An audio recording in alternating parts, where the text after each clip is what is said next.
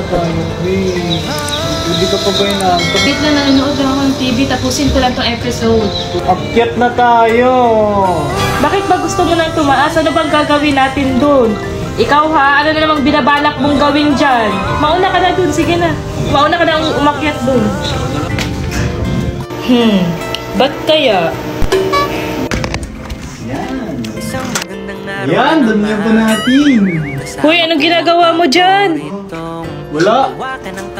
Ayan ha, kaya pala ang bilis maubos ng mga moisturizer ko kasi ginagamit mo din pala. Yan na, tulog na tayo.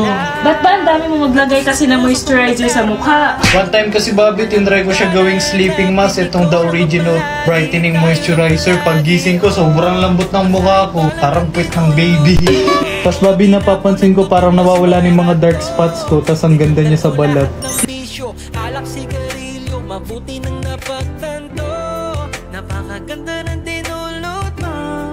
Nais ko na rin na malaman mo na ikaw lang ang hinahanap. Nais makayakap, kaya wag kang naalis. Sa aking piling, handa kong gawin lahat na nais. Wag kang naalis.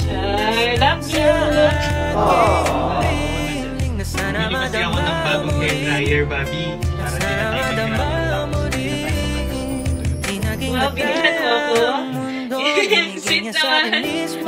Bakit ba? Ano ba meron sa blower na to? Ito kasi yung gagamitin nating blower sa'yo, Bobby. Ito, Dreamy Hair Glory High Speed Hair Dryer. Para di na tayo matagal ang magpatuyo ng buhok mo. Ang ganda na ito, kasi sobrang bilis na magpatuyo ng buhok mo. Try na natin. Sige. Alam mo bang hindi madali sa aking maiwanan mag-isa. Lalo na sa panahon na kinakailangan pa kita. Wala na ba akong halaga para putulin ang bigla? Hindi na ba mababalik ko sa tayo nagsimula? Alam mo ba ang kakarapin mag-isa kung ang kinakatakot kay bigla nang dumating na hindi ko inasahan na mawawala na lang ng biglaan ka sa aking paningin.